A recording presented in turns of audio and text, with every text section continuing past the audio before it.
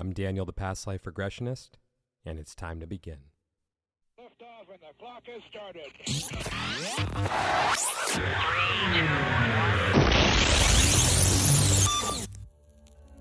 This is Timeless Spirituality.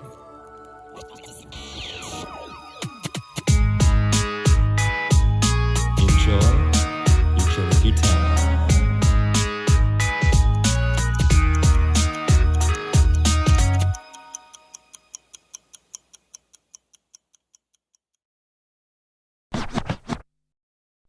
Hey everyone, welcome back to Time of Spirituality. I got a first for you today. It is the first crossover event. That's right. We are crossing over with the Soulish podcast.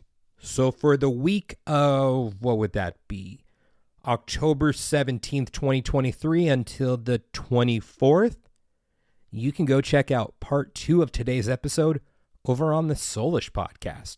So just go ahead and check out the link in the show notes and go and head over there for part 2. And if you're listening after October 24th, part 2, well, it's going to be here on Time of Spirituality. So if you want the sneak peek, go ahead and check out the Soulish podcast. Yeah. Crossover, crossover, crossover, crossover. Anyways, with all of that said, if you would like to book a regression with me to discover who, when, and where you have been throughout time, you can reach me on Instagram at The Past Life Regressionist or my website, thepastliferegressionist.com. And now, it's time to begin. Okay, so this is the beginning of the episode, but I want to do a special intro because I have one of my favorite people back on the show right now, and as she sees, I'm using my hands emphatically. Everyone, welcome Whitney Abke back to the show. So now for the standard intro. Hey, Whitney, thanks for being on the show. How are you doing today? I'm doing good. Thanks, Daniel, DJ. I don't even know what to call you on this thing. Daniel, is that fine? Daniel works. I was Daniel trying to works. think of something quick and witty, but I couldn't think of anything. Yeah, it's okay. I'm sipping on coffee myself, trying to keep myself sharp today. I got to be sharp with you, DJ. Who's DJ? Daniel, sorry. See, let me take a sip. And here I'm sitting here just thinking to myself, well, it's 8 a.m. somewhere. It's 8 a.m. somewhere. I know, right? Yeah, it's 3 o'clock. I'm right on the cusp, like when I can or cannot drink coffee, but I need it. I need it today. I don't drink coffee, so I don't know. Missing out. Yeah. I drank coffee for about a week when I was 18. Although it wasn't really drinking coffee because there was a Starbucks down the street from my school. So I walked there and then I would get a cup of coffee with a quarter cup of coffee, and the rest would be cream and sugar. That's such a high school thing. Yeah, that didn't last long because I'm like, this No. is stupid. So I'm that's sure my it story with tasted coffee. good. Anyway, I could have done without the coffee. Yeah. Yeah. You were having more cream and sugar than you were coffee. Yeah. Frozen yogurt's better. Yeah. Anyways. You're a froyo dude. Yeah. So, back to the point at hand. Whitney, what is your favorite song about time? Oh, yeah. The other thing I do now with this question, because I don't remember what your favorite song about time and why is, or if it's changed. So I do this thing now where I play the guessing game. So once you say what your favorite song about time is, my hands will go up. So you'll see that I'm not going to be typing anything in because I'm going to guess the year. So Whitney, Oh my what is your favorite song about time and why? I feel like you have always asked me this last time and I had the hardest time. So I'm going to rely on my Spotify liked songs. Let's see. You know I'm going to go for Celine Dion, yeah? Yeah? You typically know that I'm going to go for Celine Dion. Are you guess the year? Well, I don't know. What's the song? Am I supposed to say the song before you say what year it is? How the hell am I supposed to guess the year if I don't know what song it is? I thought you were better than this. I'm disappointed in your Mind abilities. reading is not one of my gifts. You're a past life regressionist. I would think you'd have like a tap in line to like all intuition on alert. I mean, is this time related? I don't know. But I think I even said like my heart will go on last time because it's in relation to time. Once more, you open the door, like that kind of thing. My heart will go on. Time goes on, you know? Okay, that one's just too easy. I know, because Celine Dion's like all 80s, 90s. Well, I mean, that was 1997 when that one came out. Good Lord. You're so good. See, I don't even know that, and I love Celine Dion. Let's double check that. I'm going to get this right, but I'm going to double check anyways, just because I don't want anyone to have incorrect information, because then they'll go and say, oh, well, my heart will go on came out in this year, and it didn't. Have you ever had anyone question you?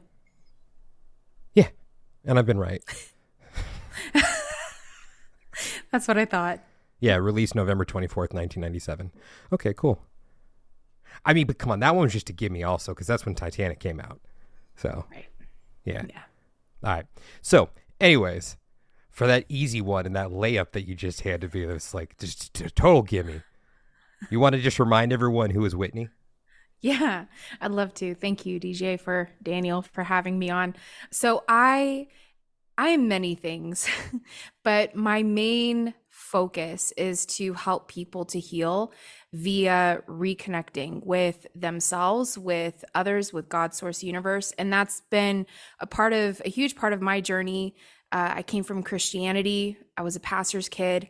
And right around my Saturn return time, that was when I kind of started questioning everything that I had been brought up believing, which was really scary. But I felt so disconnected. I felt like I had been self-abandoning and disconnecting from myself in order to embrace something that didn't feel in alignment or authentic to me. And once, adulthood started to roll out and I started to make my own decisions for myself, I started to realize that it didn't feel right. It didn't feel good, but I was so disconnected from my own intuition because I was taught to always rely on outsource my intuition, wait for God to speak to you, give you a sign, or read a scripture verse and it, tell you what to do. And so I kind of started the journey of reconnecting with myself, with my own intuition, realizing that I am fully empowered to navigate life. But not only that, I'm fully empowered to live my purpose. And I felt like from a very young age that I had a purpose and it was big. And I didn't really know what that consisted of, but I always knew that I wanted to help people. So I did go to school to become a pastor, and I was a youth pastor for a little bit. And then I was a young adults pastor for a little bit in my young adult years. And then I kind of transitioned into spirituality, and I've been working with people one-on-one in groups ever since. I also released my own podcast, the Soulish Podcast. And that was also another part of my journey of even learning about past lives. And that's how you and I met. Was I had a connection from another guest, and they were like, you should bring this guy on. I was like, I don't even know what a past life regression is. I don't know what that consists of. And you gave me a past life regression, and I was like, holy shit. Whoa, this is so cool. Like, you connect with a whole nother part of yourself that you don't even realize you ever had, but then it feels so like, yeah, I did that. I was there. Like, you feel so like, yes, this is a part of me. I just didn't realize, it's like a long lost family member when you connect with a past life. So yeah, that's just a kind of a snapshot of me. I don't really have a title. I'm not really into titles, but I try to embody healing within myself and connection within myself. And I have several tools in order to help people to do that and empower other people. That's kind of my mission. I think you do well. And I try. I highly recommend everyone goes and checks out the Soulish Podcast, because I personally think it's really cool that it's a podcast that it's like everyone gets to be there with you as you learn about these things, which I just think is so cool. And also your laugh is just infectious. So, I mean, that's also a plus. Thank you. And I was on 2 episodes, so check those out. You were on 2 episodes. It was, hey. I should have known what those numbers were so I could highlight you. Sorry. Bad friend. One was I think it was 30. I'm going to look it up right now. 5, I Because I think. feel like a bad friend. 34 or 35 and 42 or 46, I think, somewhere around there. Yeah, I actually, let's see. Hold please while we look this up. This would be interesting if I knew when my heart will go on came out, but I don't know about my own podcast appearances. I mean, but come on. I've done a lot a lot too, and I wouldn't be able to know. I don't know. It'd be hard. It'd be hard to remember all of those. Let's see. Okay, early days. Let's scroll. I remember You just said having which number? I think 35 or 34, 35, 30, mid 30s or something, right? Ooh, you're good. Let's see. 43. That was the second one though, right? I think that was the first. That was the first? Yeah, because I think you were like one of my first video ones back in the day when I was just audio only. Yeah. Yeah, 43. What was the second one? 52. Well, shit. I knew when My Heart Will Go On came out. But I was 10 off I feel for like this you've one. been on 3 times, no? Well, you've been on here before, so maybe that was. Maybe that's what's getting me, Yeah. because we've swapped. Yeah, I don't know. I just think, like, I don't know. You're also, just to promo Daniel on his own podcast, but you're also one of those people that are infectious and one of those people that care very deeply about people. And I have to say that's rare, and that's one of the reasons why you and I connected and have stayed connected over the years. What, have we been friends for 2 years now? Good Lord. Jesus, Whitney, it's been longer than that. It's been 2.5 years. 2.5. Okay. If you want to get specific, we recorded that first episode in March of 2021. Yeah, that's 2.5 years. Okay. So I don't know, Daniel, it's so rare even to find people in this world that are so others focused. And that's something that I really appreciate about you.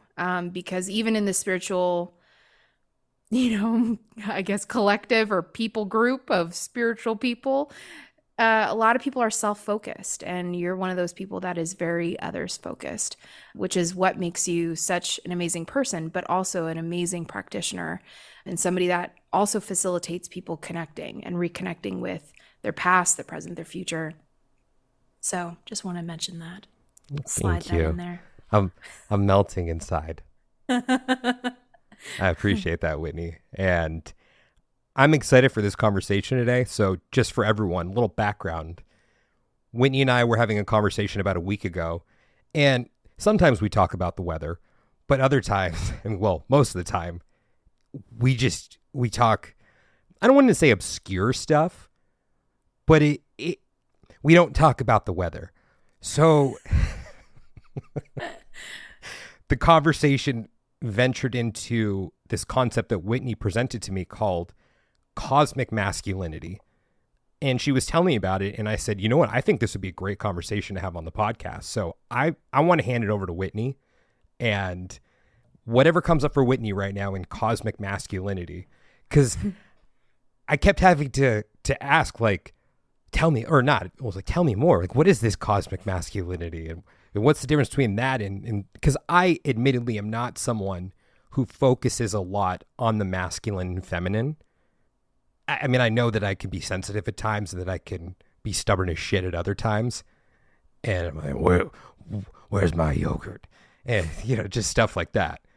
But I don't really boil things down into masculine and feminine. So Whitney is kind of my go-to for that. So that's my long-winded way of saying, who better to have on the podcast to talk about masculinity than a female? Nice handoff. Thank you. So Whitney, you have the floor. And I'll preface it with this because this was actually one of the first things I said to you when you were like, we should do a podcast about this and you should share. I was like, but I'm a woman, you know? So I do not consider myself a masculine, feminine expert by any means, but in my own journey of navigating masculinity, femininity within myself, within my own person, and my different energy expressions, which we all have, right? We all have some sort of mixture. And I think that in sometimes you become more in your masculine energy, which has nothing, again, this has nothing to do with gender. This is just energy. And then sometimes you slide into more of a feminine. And so I like to picture masculine versus feminine, or both, and as the masculine energy is kind of like a cup. I'm going to hold up my coffee mug as a representation for DJ Daniel so that he can see. But I consider it more of like the glassware, and the feminine energy is the water or the coffee inside of that glassware. So it's like masculine energy is very much of a container, a facilitator, a holder, a protector, a provider of the space to be. And feminine energy is very much being, essence, flow, movement. It's constantly creating. Both masculine and feminine can create. They just create in different ways. And so, and we know that in like the literal sense, right? Both masculine and feminine come together and co-create. But energetically, we can do that. And that's been kind of one of the hard things for me because I am very alpha female. And by alpha female, I mean that I am a feminine energy woman in a woman's body. And I know that this is kind of like taboo to say, but I am in a woman's body and I have very much feminine energy, but I operate more in my masculine than I do in my feminine day to day. And that necessarily isn't always by my own authentic energy type. That has been something that I have witnessed my own mother do, other women do, is be more in their masculine. And that has felt more comfortable, more safe, because I'm providing for my own self the space in order to be, rather than having other people allow me to be in their space and be me and express and have essence and flow. So there's an interesting dynamic with different friends that I've noticed. And I'll get to the cosmic masculine, but this is kind of the setup for it. You identify as a male, right? Well, yeah. You want to identify? Okay. Oh, I'm don't have totally to comfortable identify. You can say identifying that. Okay, Yeah. okay. I knew you were, but you paused. So I was like, oop. Well, because I hate to say it, but you know. Yes, I know. You know, yeah. We all know. Don't we all know? Everyone listening is like, I get it. Okay, well, now that I feel like I should probably explain that a little bit further, because then there could be some questions that come up with people that are thinking. But that's great. That's Crazy? an engagement opportunity for your listeners. I mean, meaning I want to be sensitive to everyone's feelings. And look, at other times I just don't care. But with regards to this, I do care about being sensitive to people's feelings. So it's, but it's also one of those things where I have to pause for a second and say, am I going to offend someone by saying that I identify as a male? Which And is I'm so like, sad. I'll be the one who's going to be the maybe the grinder here on the ears of listeners. Is I think that's sad. I think when we have equality or we are raising an issue to acknowledge a people group that is not, quote unquote, I'm doing air quotes, norm, right? Societal norm. And we are accepting a different viewpoint, perspective, way of living, way of life, way of being. We cannot disempower the other just to empower another. Everyone has to be equally empowered and equally accepted. So, with that being said, I'm laughing, and I initially laughed because it's uncomfortable, because this can raise issues, because it does raise issues in our society. It's a very touchy subject, because I think that there's a bigger agenda, and this goes in with our conversation.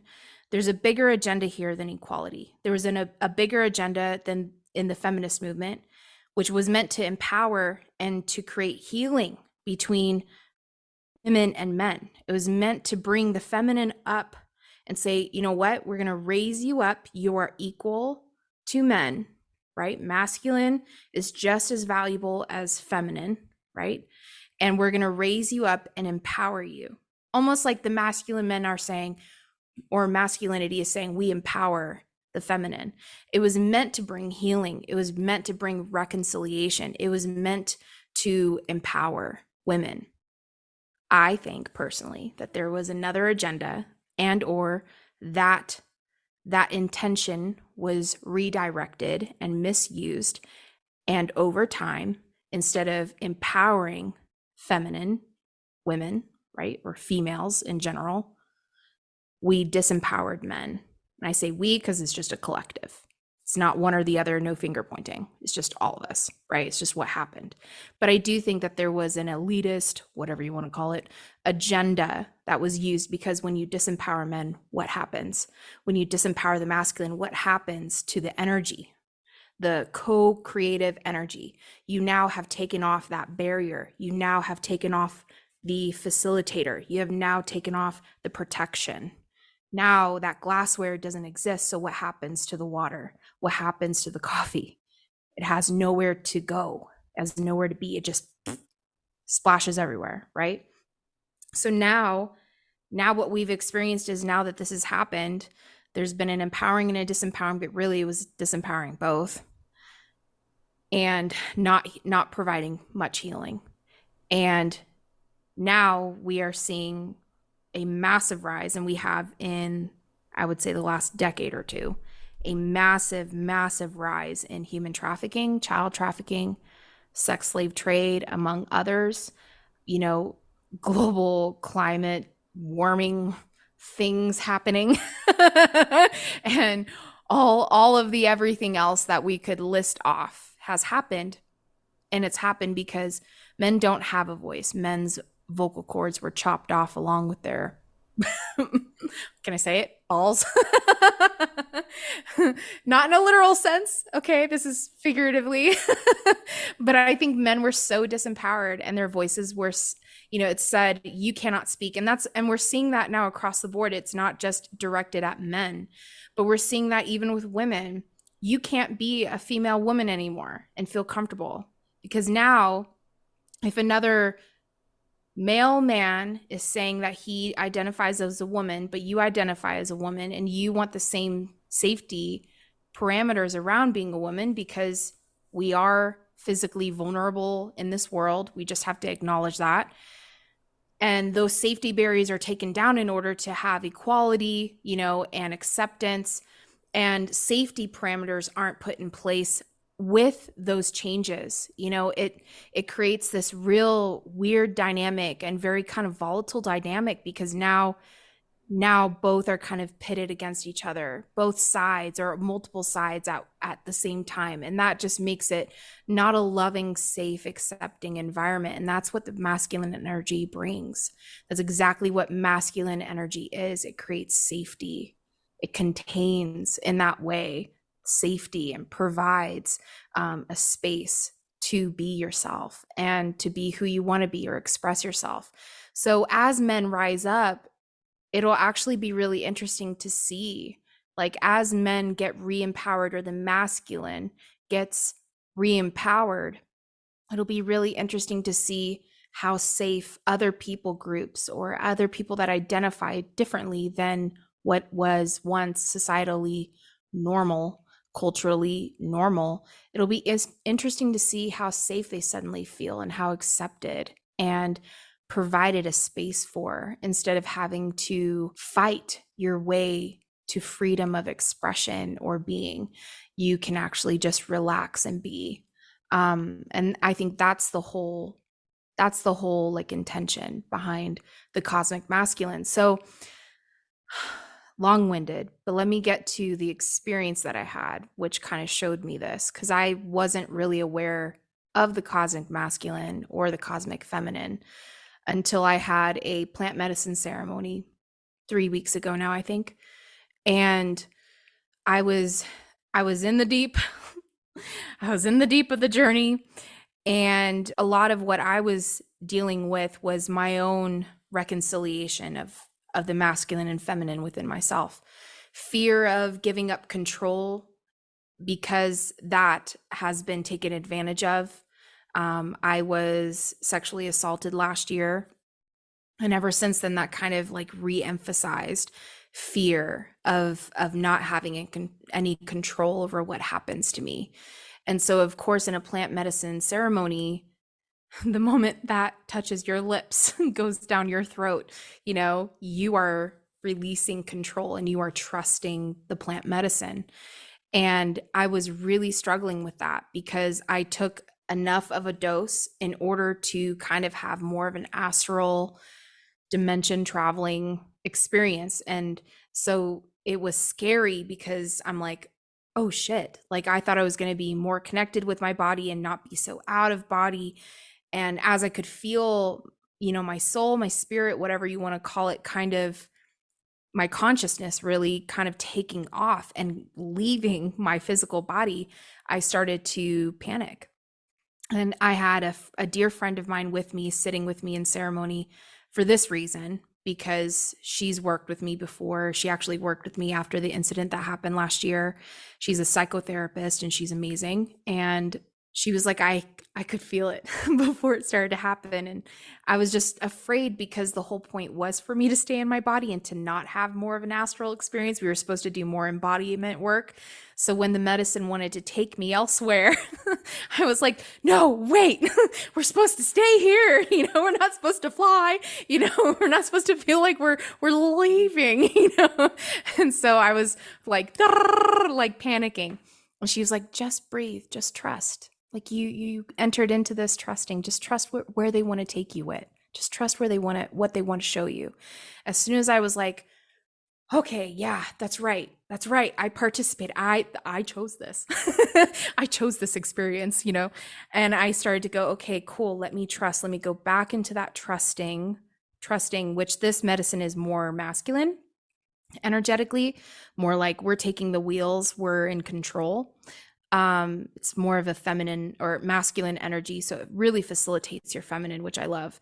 And immediately, once I hit kind of that peak moment in the journey, I started to get this download and see that there's the problem that we're experiencing in society and everything I just kind of mentioned is because the cosmic masculine, which is what I would think the expression of spirit, that is the masculine energy. It's not necessarily the collective masculine, because the collective masculine would be like the energy we have here on the planet that is masculine. It's the collective from all of us, right?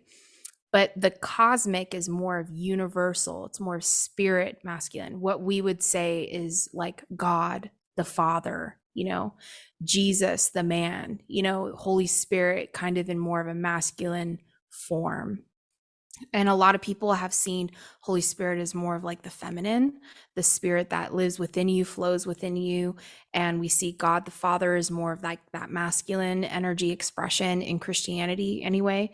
So if you're Christian or religious and you've kind of always seen God as masculine, not feminine, until the Shack came out, which showed God as a, African-American woman.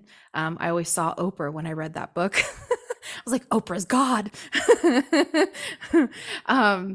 It's really interesting just to think of that expression as being more universal for me anyway, less the God, the Father that I kind of grew up with, but I see it as more of the most authentic expression of masculinity, and that being energetically, not in a gender sexual orientation type of way, just energetically, the most authentic expression of the masculine energy. And I really felt what I was seeing and what I was hearing from them was that there is a empowerment that is happening right now on Earth specifically. Maybe it's happening even grander than that, universally, literally in other planets that we know not of, other dimensions, densities that we know not of. But at least here on Earth, there is a re-empowerment happening with masculinity, and that's energetically. But what it is doing to men who identify more masculine or women who identify more masculine, and that is, I'm saying gender wise or non-binary, that operate more in a masculine energy, is it's empowering them to be in their most authentic expression and not in the unhealed, disconnected, disassociated, self-abandoned masculine that they've either experienced or they are operating from. And what this is going to do is this is going to help us to come back to a place of safety. It's going to cause a rise in the men on Earth, and I think specifically or those who identify as men or masculine, more masculine. It's going to re-empower them to express themselves and to step up and to fight for their right to express themselves and for others to express themselves in the way that they feel most authentic and aligned in. And I think a lot of the agendas around whatever we could say elitist agendas, not trying to get into conspiracy theories, but all the things that we're kind of seeing that we're kind of tipping our heads at and going, what is this about? And why doesn't this feel right? Why does this feel like an attack on humanity or on a certain people group?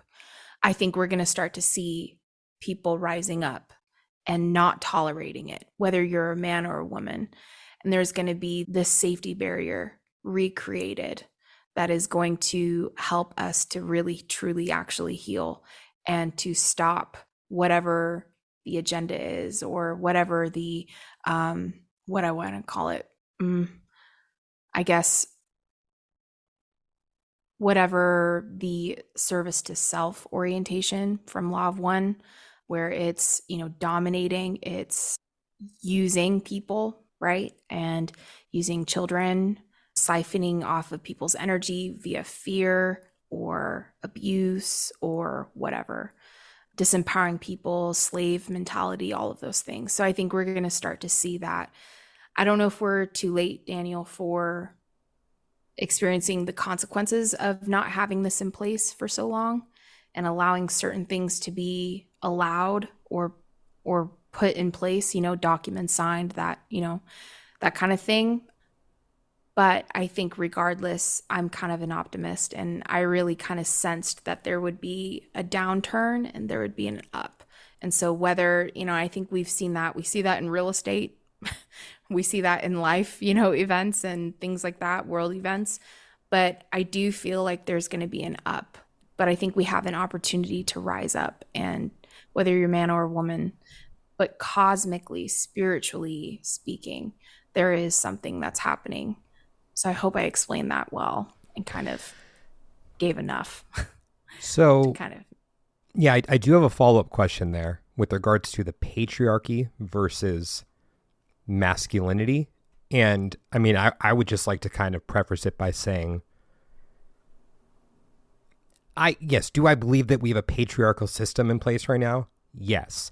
But I also see, again, this is just my belief and opinion, that there are women who are a part of the patriarchal system. So can you explain and differentiate? Because I'm sure that some people's heads are going to be spinning with that comment that I just made. So can you differentiate the difference between masculinity and the patriarchy?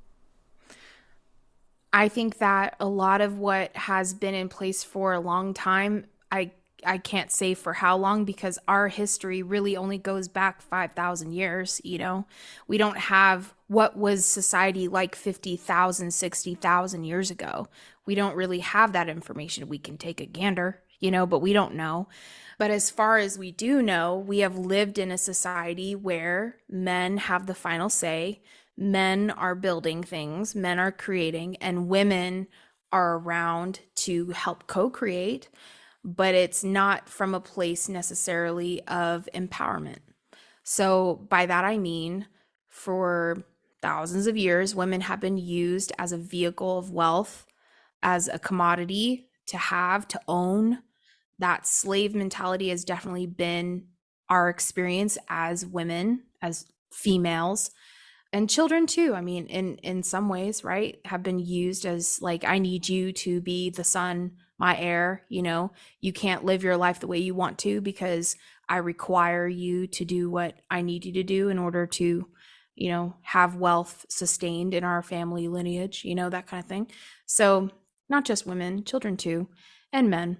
But the patriarchal society that we've experienced, at least for women, from what I know from the research I've done, is that we were, basically bartered with, sold, traded, and used as, breeders and among other things, right? So the patriarchal society that we see now in a modern sense is very interesting.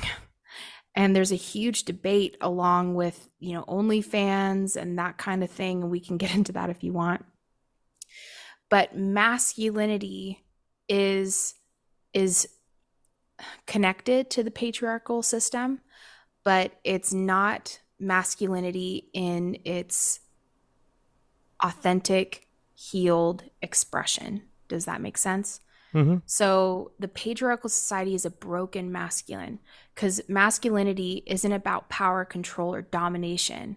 It's actually about having dominion. Dominion is, I own all of this. This is all mine. I have this. But it's not for my own pleasure and taking. It's not for me to overpower, control, dominate. It's for me to be a steward over. It's for me to protect. It's for me to cultivate. It's for me to provide for. It's for me to watch over and to facilitate and to nurture in the masculine way. And so it's just different. It's a different expression, but that's a healed masculine. Healed masculine man doesn't need to control. Let's just put it in like the traditional gender forms. A masculine man doesn't need to control his woman. He knows and trusts his woman because he picked her, and because he knows what he picked, what he selected, because he watched, he investigated, and then he chose based off of what he saw and the track record, and what he feels in his gut is in alignment with the life that he wants. He chose a partner, a woman, to be a part of that. Again, traditional norms. You don't want to offend anybody. But a unhealed, disassociated, disembodied masculine man has to control his woman because he just chose somebody that he didn't investigate, that he's not sure if she's in alignment. She's just meeting a need, or she's just makes him feel good, strokes his ego. And so he is not connected to her because he's not connected with himself. And I would say it goes in reverse, right? Down the feminine. If you're a disembodied feminine woman, you will not select the man, again, traditional norms, that you would actually truly want. You're selecting what's available. You're selecting somebody that is playing off of whatever your needs are, or maybe it's even with fears. It's all different for everybody. So I am broad brushing here, but when you are disassociated and disconnected with yourself, you do not choose experiences that are in alignment with what you truly desire and what you truly know is your purpose, and what you want to experience and what you want to live and what you want to do. So I think that's the difference. Is the patriarchal system says, you meet a need. All right, I own you. I control you. I tell you what to do. You can't go out of the boundaries that I set. And if you do, I'll punish you, right? I'll make you pay. And that is kind of the patriarchal society. So anybody goes outside of the patriarchal norms, not good. We're going to cut you off, right? We're going to fling you to the no man's land, right? And you're going to be bullied, unprotected, you know, misused, made fun of, right? And so that's kind of what we see. And that's why when people are expressing themselves in a way that, let's be real, you know, being gay, being gender fluid, having a non-traditional sexual orientation, or attraction to same sex, different sex, whatever, pansexual, all of that has existed. We just even recently, I mean, just within the 5,000 years of history that we have, you can see in other cultures that was very much accepted. Like, it was very much accepted and very much a part of society, and nobody was wrong. Even if you were traditional. Now to be traditional is wrong. Now to say, I'm a feminine woman and I desire a masculine man. I can't even say that in a grocery store, God forbid. And I'm next to bananas. Not good. Not good. You know? So, yeah, there you go. Thank you, DJ. So I think that that's the difference, is that we're coming back around again, and maybe in even more of a healed, this is my hope, is even more of a healed expression than back in the day, 5,000 years ago, when it was accepted, because maybe there was a lack of safety even back then. Who knows, right? Like, we don't know that far back. It's hard to know because we weren't there, that we know of, right? Unless you sign up with DJ to have a past life regression, you go to Greece, then you'll see. But otherwise, we're kind of like, what was it like, you know? But I think in looking ahead and looking at the future, patriarchal society is not going to be in alignment with a healed embodied masculine and a healed embodied feminine. And that's energetically. So I think we're coming around to that. I don't know if it's like we have to, you know, heal the masculine before we can truly heal the feminine. That's debatable. Who knows? Can the feminine energy flow without the container? Can it be? Can it express? Can it feel safe to do so? We're not seeing that right now in society. You know, it's very difficult. There's a lot of animosity. There's a lot of hatred. There's a lot of words being thrown and slanderous things happening. Even if it's a successful man, I'll bring this up, and I'm probably going to get you a lot of community engagement on this one, but Andrew Tate, the Tate brothers are very much a debatable topic on the internet, you know, right now. And a lot of people disagree with them, disagree with their message. A lot of people align with their message, and a lot of people totally resonate. And I just think that that is, yet again, whether it's morally right, morally wrong, whatever hashes out in trial, and whatever we find out, whatever information, and if we even know that that's true information being brought, which is debatable. But whatever happens with that, I still think that that is in some form being used by the cosmic masculine in order to highlight healed masculinity. Whether it's truly being embodied in the Tates, debatable. I can't say that it is or it isn't, right? I just know they're definitely causing a lot of men to rise up and to be empowered. And I'm just kind of looking at the fruit, and I'm taking little nibbles. And I do see that there is some good coming from what's being talked about and raised. And even like their university that they have where you can learn how to make money, that kind of stuff. It's empowering men and women to be more financially secure. You know, even just that is providing something to the collective that is helpful, which may be debatable. But I think that on a cosmic masculine level, I think we're going to see more of type of Tates, you know, Luke Belmar, which is connected to the Tates. He's another guy that I look at that I go, wow, like what I'm seeing, do I know the innards of his being? No.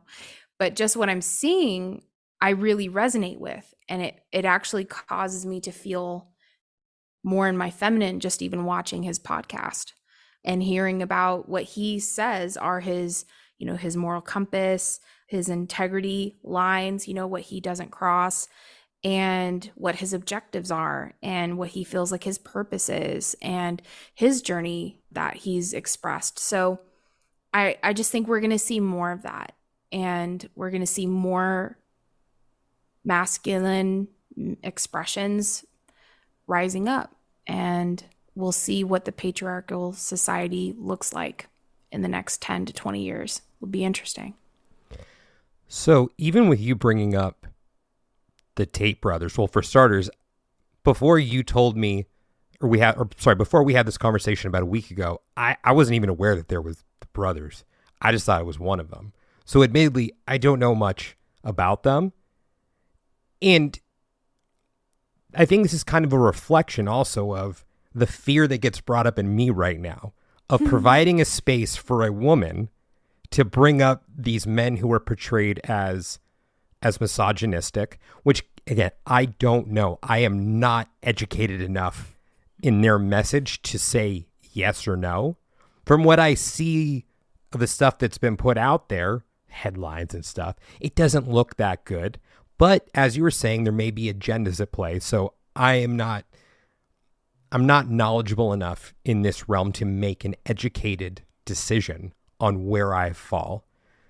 And there's that fear that comes up of, oh shit, am I going to now be associated as someone who is supportive of their message because I didn't shut this down right away, which is a shame that we can't just have a conversation about it, which also leads me to something else that kind of popped into my head as you were talking, which was, as we're recording this in August of 2023, I recorded an episode.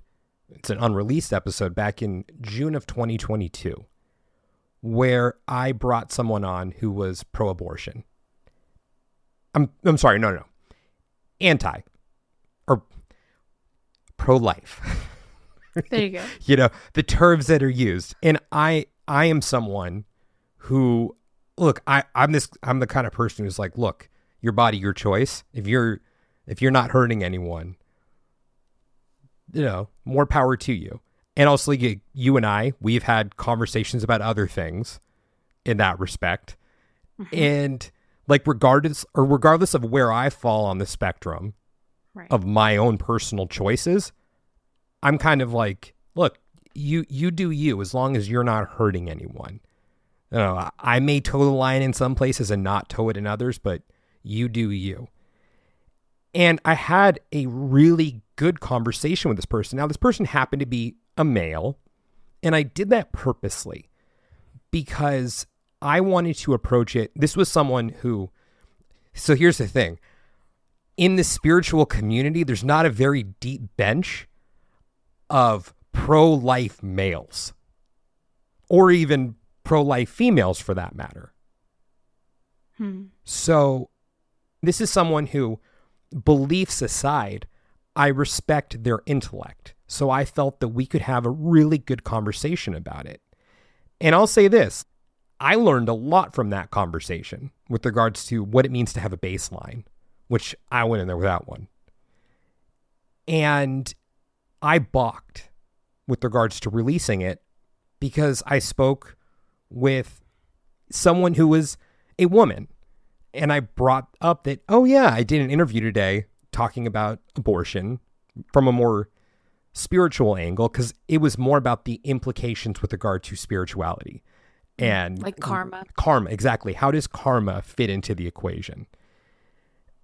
And this person said to me, two males should not be having a conversation about that. See, I completely disagree with that. And that's how I felt too. And because that's an unhealed, I'm just going to call her out, whoever she is. That's an unhealed woman. She is unhealed in her feminine. She does not trust the masculine. And that is exactly what we need to heal. And I can see that. And that scared me because I'm aware that my audience, at least for the podcast, the demographic breakdowns are, I believe, 80% female. And it scared me thinking, am I going to say the wrong thing in this interview because it's two males talking about this, where at the same time I'm thinking to myself, but I'm like the pro woman here. I'm the one who's saying women should have the choice. Right. So it was very confusing for me because I'm advocating on behalf of women right now. So why should I keep my mouth shut about that? And ultimately, I'm a little, I don't know about embarrassed, but I am ashamed to say that I did buckle there.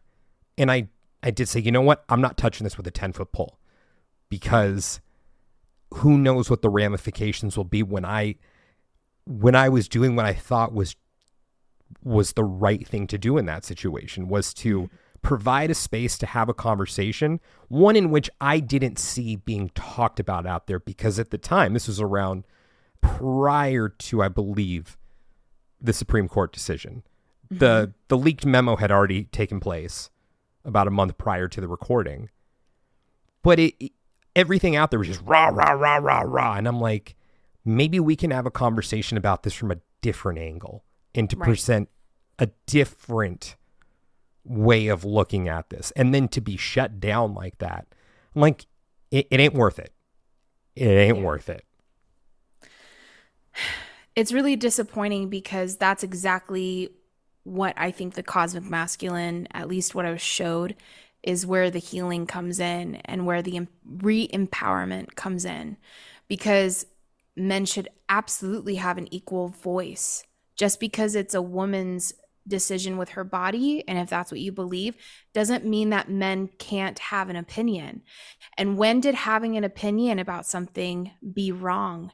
And when did sharing a different perspective become wrong and become, basically now targeted? And also now you can go to jail, or you can have your funds frozen, or you can not get that job, or you can be fired because you just shared a different opinion. That is where, again, it's the unhealed masculine expression in the patriarchal society. We think we're healing it. We think we're moving away from it, but actually, no, it's just continuing on. It's just in a different expression, in a different topic, in a different, way. And I totally believe that life, regardless, should be valued. It doesn't matter what it is. It doesn't matter if it's your dog. It doesn't matter if it's a baby. It doesn't matter if it's nature. I think that all life should be valued, highly valued, and highly protected. And that's something that I think we are, in whatever way that is, moving towards. But we need masculine men, masculinity, to be re-empowered in order to do that. The feminine can't do all of it, right? Femininity actually loses its ability if it doesn't have its equal and its partner in crime, masculinity. It needs that. It needs both. And we have both of those energies in us. And so we, of course, express them at different times. And I think for you, feeling that lack of safety to even just have a perspective, that's sad to me. Like, for you to be silenced, no one should be silenced. And even I know, like, a lot of hate speech happens, and a lot of, bullying in that sense, right? Degrading somebody else, right? Happens when we start having a conversation, but it just needs to be brought back to love. I listened to, it was on a reel, and I think it was actually a monk, and he was saying, why do two people shout at each other when they argue? And he said, it's because they've removed their hearts from each other. They've distanced themselves from each other. So why the volume happens is because subconsciously that's happened, and energetically maybe even that's happened. So they are making up for the distance. They're trying to call out and make up for the distance because they don't feel heard. And so the closer we come together, the more love we have for each other, the more compassion, the more understanding, and the more room we give each other to even work it out. I'm a verbal processor. I work things out when I talk. So, like, I don't want everything I say to be judged and criticized and condemned when I'm in the middle of working it out, if I wasn't allowed to be on my journey, I would never be on my journey. I would never be able to venture. I would never be able to experience, and maybe even experience wrong and right, something that is supportive, something that is not supportive. And I think that's where we need to give each other the space. And that's where masculinity comes in. It gives us the space to flow, to venture, to experience, to express, and to realize, that actually doesn't feel in alignment, or that didn't feel good. When I did this happened, and that didn't feel good. And you've had that experience. I'm not going to say anything on a personal level, because we personally talk and share experiences where we have both experienced that, where we both have expressed ourselves and experienced either backlash. I got a ton of backlash for having a certain guest on. I won't even mention it. I got backlash from personal friends. I got backlash from people in the comment section. And I just was like, it's cool, it's fine. Because I'm not going to change what I decided. It's already out there. And I'm just going to trust the fact that people are on their journey, and people are expressing themselves right now, and people are experiencing something, whether it's their perspective, whether it's reality. That's not up to me to decide what is someone's perspective versus reality, but I can honor it. I can respect it, and I can give a space for it. And that's what we do as podcasters, is we really have conversations, and we allow people to experience those conversations. And it is a vulnerable place to be, like this podcast. I could be pissing off so many people right now. Yes. Better you than me. Hey, I'll take it. I'll take the heat. I think it's, it is true. There is a lot of backlash with, popular men that are out there that are successful, not just the Tates, but other billionaires, millionaires, affluent men, right? And non-affluent men, men that have nothing, that live on the streets. I mean, we see a lot of different expressions with men. And unfortunately, certain men that are more on the internet are more available to be criticized, to have their conversations chopped up and re-released so that it makes it sound like it's something different. And this isn't just the Tates or anyone else, but this could be anybody. This could happen to me. You could chop this in the way that you see fit, and it could not look good, right? It could be edited in a way that is not that it doesn't fare in my direction. And I have to be okay with that. I have to trust that, right? But the problem that we're seeing is, yes, there is misogyny. It exists. It has always existed. Men have expressed, women and their desires, or how they see women, or how they use women, or what women's roles are. Like they've expressed it in a way that may not align with me as a woman. I may not align and resonate with what a certain man says my role and place in society is. It may not resonate with me. Doesn't feel in alignment. That's fine. They can express whatever they want to express. If it doesn't align with me, rolls off my back. Why do I have to take that on as a vendetta and as something I need to correct? It's going to be corrected. That person is going to go on their journey. They're going to realize that not all women identify or align with that role, what they just set in place, but maybe they will find a woman that does, and that will suit them, right? But I'm going to find a man that does not say that I belong underneath his shoe, like a piece of gum that he can stomp on and pick up and chew again whenever he feels like it. I don't have to align with a man that sees a woman as less than. I can choose to be with a partner that says that I am beautiful, valued, precious, worthy of his love and his loyalty and his honesty and protection and provision. And that is the man that I will manifest, because it's in alignment with me, right? Same for you, same for anyone. We do not have to be offended all the time. People are on their journeys. And in a world where everything is available, everything you ever say is forever recorded and it's forever out there, and we're not giving people the ability to be on their journey, God, who can live? Who can be? Who can express? Nobody. There's no safety in expressing. There's no safety in journeying and being on your journey and not always being right. Not everybody is always going to be right. Not everybody's always going to say something that's right or in alignment with society. She's doing right? quotes right now, air quotes. Just need to point that out for everyone. Right now. Yeah. Right? So we have to give the space. And I think that's what is going to start happening is we're going to realize, yes, does accountability need to happen? Absolutely. Mm-hmm.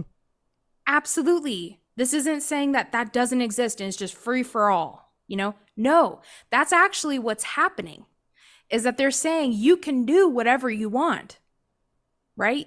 You can express yourself however you want at the expense of everyone. No value in life, right? In safety. And not everybody aligns with that. Not everybody expresses themselves in a non-safe, I don't give a fuck about anybody way. But that's what I see is being pushed because it causes a lack of safety and fear to ripple through. And that's what you experienced, DJ. Unfortunately, that was spoken to you from somebody that didn't pause and say, interesting, I feel triggered. I feel something bubbling up in me that says, this is wrong. Let me sit with that. Why do I feel this way?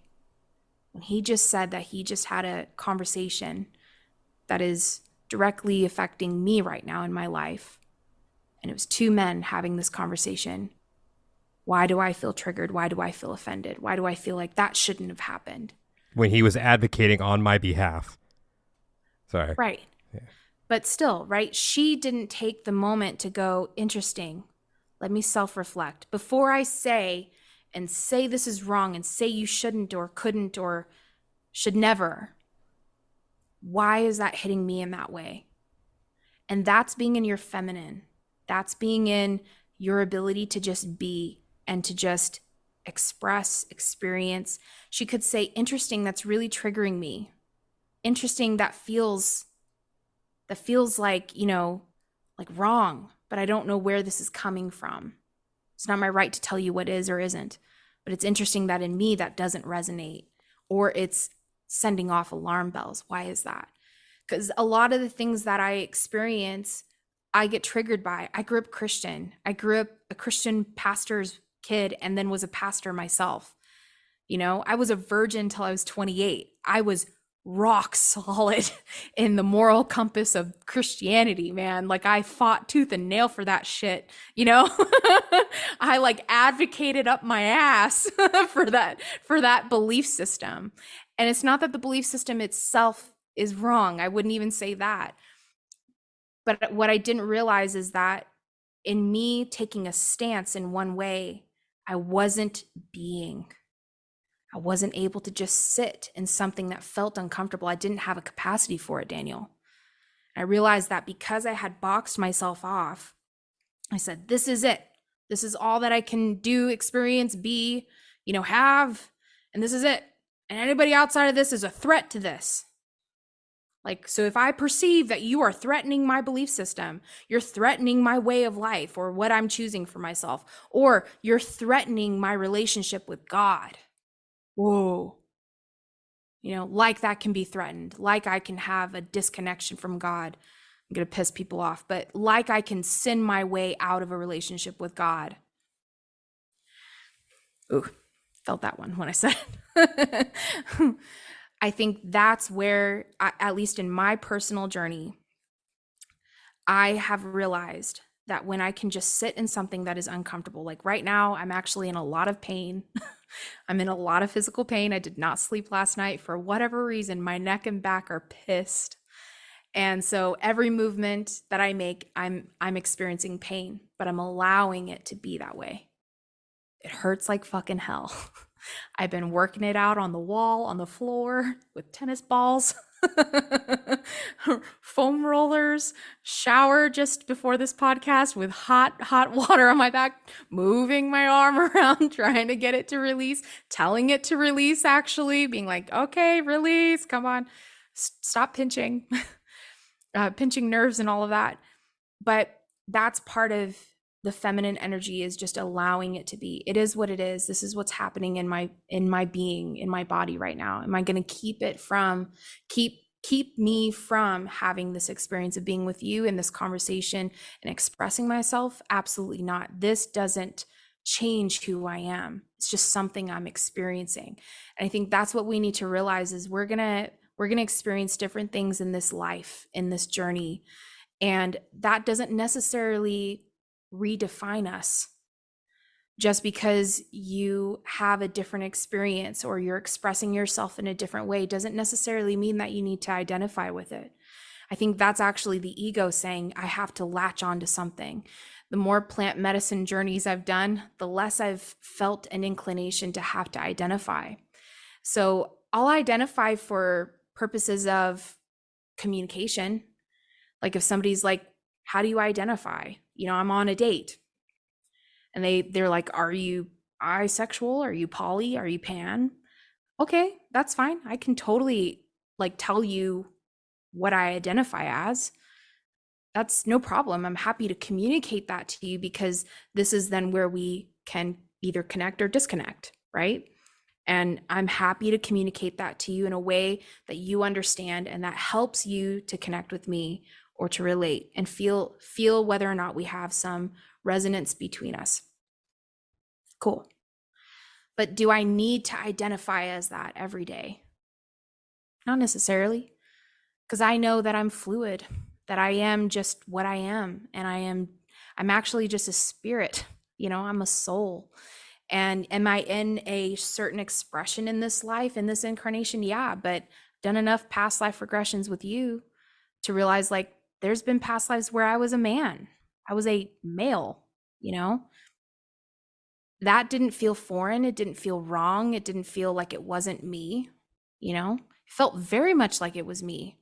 I saw my man hands, in the past life regression. I was like, dang, I got chunky fingers, chunky man hands, farmer hands, male farmer hands. But I don't necessarily need to identify as that. And so I'm experiencing life in this vehicle, and I appreciate this vehicle. I experience this and this life through who I am as a woman. And I value that, and I value other people's expressions and their experiences. And just because it may be different from mine doesn't mean it's wrong. And I have to be okay with that. And if I'm not okay with that, why? Why am I not okay with that? Why is that offensive? Why does that irk me? I'm not saying it doesn't, not saying it doesn't jostle my brain, a little bit, but that's okay. Right. So I think that's where we're kind of coming into, is you're not safe to do that if you don't feel like you have the provision of space to be that way. And you can first do that within yourself, whether you're a male or female or non-binary.